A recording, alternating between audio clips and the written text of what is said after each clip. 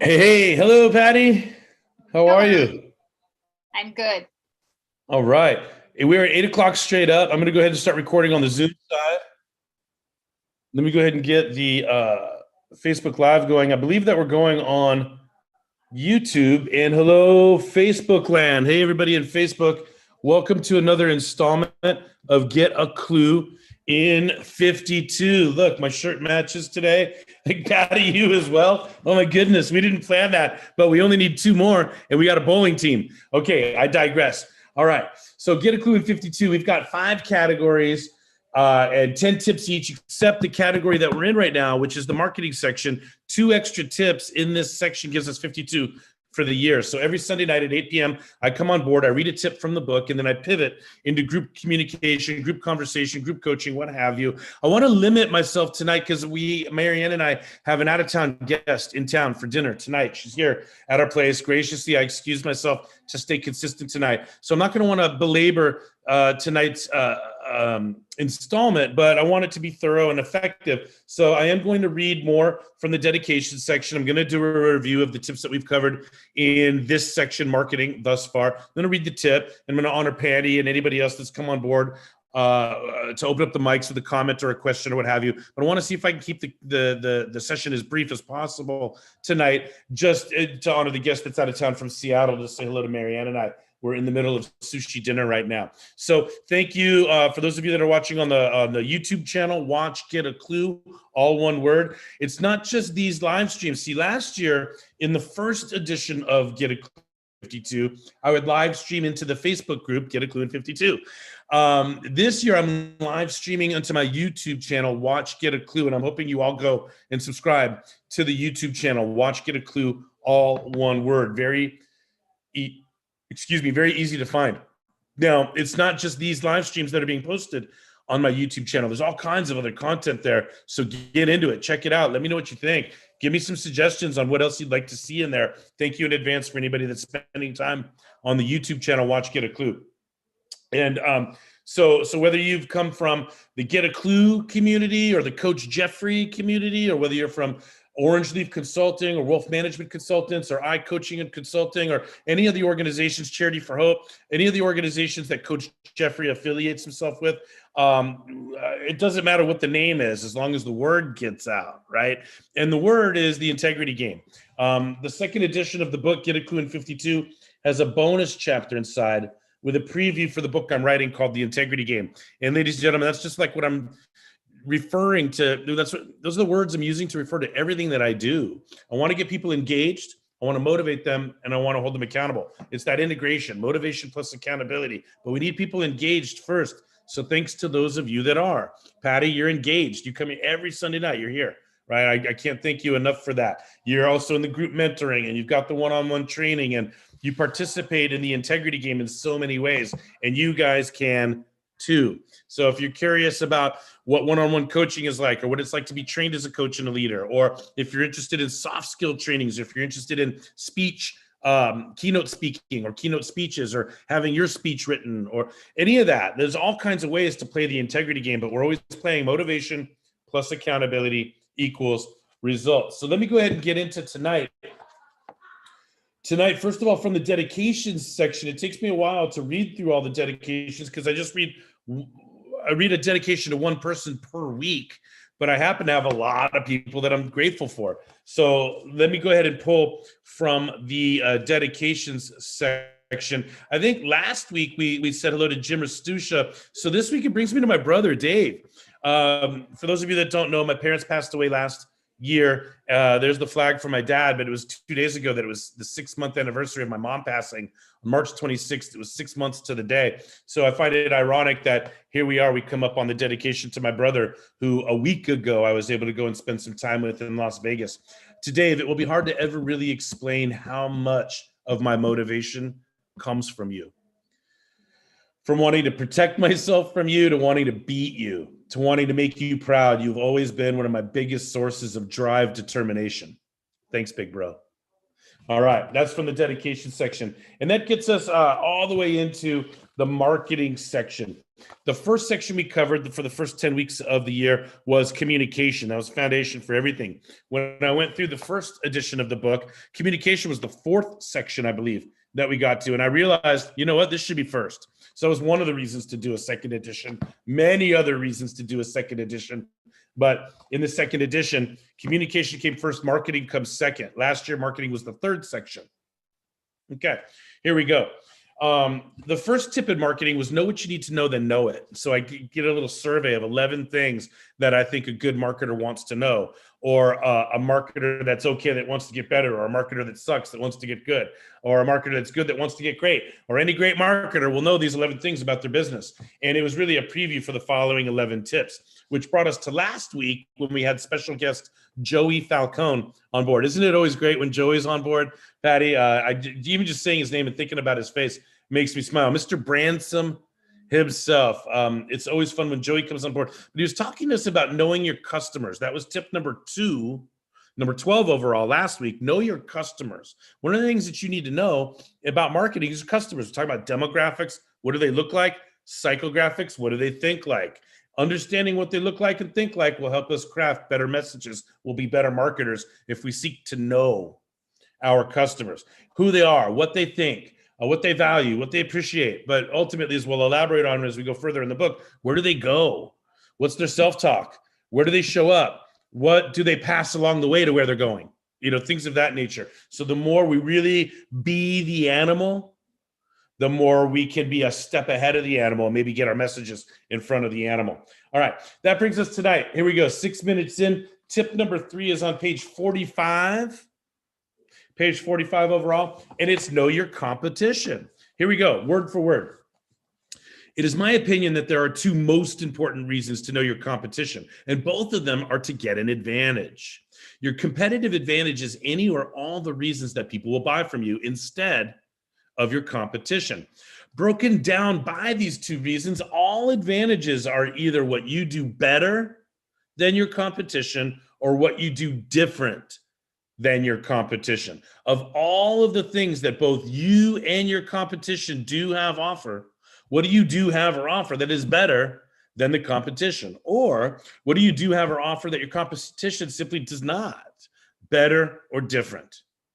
Knowing your competition as intimately as possible will place you in the best position to create and maintain competitive advantages. This allows you to promote those advantages within your marketing messages. When you know your customer, tip number 2, and your competition, creating great marketing messages should be much easier. It's very simple math. If you do a really good job knowing your competition, really good job knowing your customer, should be easier to create great marketing messages. I digress. Back to word for word. Bottom paragraph on page 45. Making sure you answer the following 2 questions in your marketing messages will keep your marketing on the right track. What problem do I solve, and how do I solve it better or differently than anyone else? I'll say it again. What problem do I solve, and how do I solve it better or different than anyone else? If you have answers to those questions, you're a better marketer than somebody that doesn't have answers to those questions. There's a lot more that can be said about knowing the competition. For now, that's the tip. Know the competition. If you, I remember when we went over this tip last year, and I had a special guest on board, Marissa Friedman. Marissa, if you're out there listening, props to you. You gave us so many tools and tips and techniques, websites that we could go to, data that we could punch in to see what our competition is doing on their social media, what they're doing on their webpage, what plugins and softwares and subscriptions are they getting, how many ads are they running, how many, not just A/B testing, but A, B, C, D, E, F, G testing, right? I remember you were showing us Grant Cardone stuff, and you were just whizzing around the internet showing us deep scuba diving, right? Deep levels of research that can be done on the competition. Some people are out there believing, you know what, there's no such thing as competition. There's co-opetition. Some people think I don't have any competition. I compete with myself, and as long as I do my job, then nobody competes with me. Yeah, but pay attention to what we're talking about here. Whatever it is that you're selling or doing, people can get it somewhere else probably. And you need to know why they're going to get it from you instead of someone else. I'll tell you something else though. Competitive advantage isn't just so you can get all the business in the world. Sometimes knowing what your competitive advantages are for the purposes of putting people in the right direction. Say, hey, you know what? You need a coach clearly, but if you want to coach with my competitive advantages, you're looking for somebody with this, that, and the other. If you want a coach that has this, that, and the other, like I got competitors over there that are better at these things than me. So why don't you talk, like, in other words, if I know what my competition is, I can make sure that the right person is getting coached by the right person. And so what I try to do is bridge the gap. I'm trying to build a coaching community where I have a bunch of independent contractors that have different specializations than me, so that when business comes in, still within my community, I can still assign a different coach and get the job done if the prospect or the client is looking for something different than what my advantages are. So I digress. Let me go ahead and leave it there. Let me say hello to Todd. I see you on the Facebook side, Todd, and anybody else. Some of these notifications are coming in. Forgive me if I haven't said hello to you, but Todd up in Northern California, I love you. Say hello to Cindy for me. Thanks for coming on board and always being supportive. And Patty, why don't you go ahead and open up your mic? And you've got me all to yourself tonight. And let me go ahead and get the audio going. Hang on a second. I have to do this every week. Hang on. Let me just test this. Yeah, I hear that. Yeah. Echo. Yep. Testing 1, 2, 3. Patty, can you hear me? Yeah, I can hear you. Okay, great. All right. So Patty, thanks for coming on board live. You're here with me tonight. You heard me at the beginning. I don't want to spend too much time tonight, but I want to honor you for coming on board and see if you have any questions about knowing the competition, or anything else that we've talked about in marketing or communication or anything else. Well, I really have no question popping up to my mind. I was thinking of Charlie, and do you remember your Kluba snack from Friday? Yeah, I haven't put the perfect wordsmithing around it, but the epicenter of the Klubi snack, and this is Charlie in your honor. We're not necessarily sure, Charlie, why you're not with us tonight, but He's I bet not you're here because of the electrical shedding or whatever they're doing. So well, no doubt he'll watch this, and he's even when he's not here, he's here. We love Charlie, and our thoughts are with you over there in South Africa as you battle with electrical stuff. I mean, it's almost like now when electricity goes out, that is like a natural disaster, right? Like people's lives are on the line if we lose power. Anyway, so we're thinking about Charlie, but Charlie always asks every week for a Klubi snack. So here's the epicenter of the Klubi snack. It's mind the gap. What's the difference between complaining and explaining, or in Klubi snack form? According to Coach Klubeck, the difference between complaining and explaining is when you're doing one, you want to hang on to the problem. When you're doing the other, you want to solve it. All right. The person who's complaining is committed to the problem. The person who's explaining is committed to the solution. And maybe that's the better way to put the Klubi snack. But that's in your honor, Charlie. We're thinking about you midweek when we come up with this stuff. And thank you for prompting me on that, Patty. Okay. What else? Anything else for tonight? Sunday night, tip number 13 overall. And number 3 from the marketing section, know your competition. We are in Get a Clue in 52, right? And we're having fun with it. We're going to be brief tonight. I mean, sometimes these sessions could go as long as 90 minutes or more, right? And I'm not interested in that tonight because we do have a guest in town, but I want to balance that with honoring you, Patty, for coming on board tonight. Yeah, I was just looking at my notes that Marissa gave, and she told us about builtwith.com. So on there, you can go and find out other pages that are using the words that you use, for example. Mm-hmm. And that was really helpful. Mm-hmm. So I just added that to tonight. Yeah. But Marissa's amazing. She blows my mind with how much, what a grasp of technology and marketing she has. It's amazing. And how she bridges the gap from enterprise and corporate to small and micro business. She's really super dynamic. So my hats off to Marissa.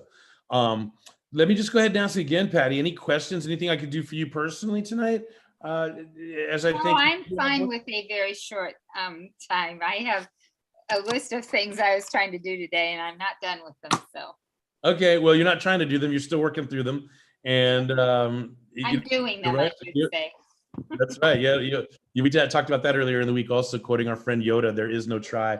Anyway, Patty, I love you beyond belief. Anybody out there that's watching a recording of this or happen to check it out live, thank you so much for taking time to visit a little bit, believing that there's some value. I'm admittedly cutting it short tonight rather than staying on for an extended amount of time fishing for super value in an organic, authentic way. I'm just being brief tonight to check the box, get the tip read, make sure that I'm consistent in my commitment to getting 52 in a row of these done this year, the same way that we did last year. So get a clue in 52 isn't always going to be a 90-minute jam, but and that's certainly true tonight.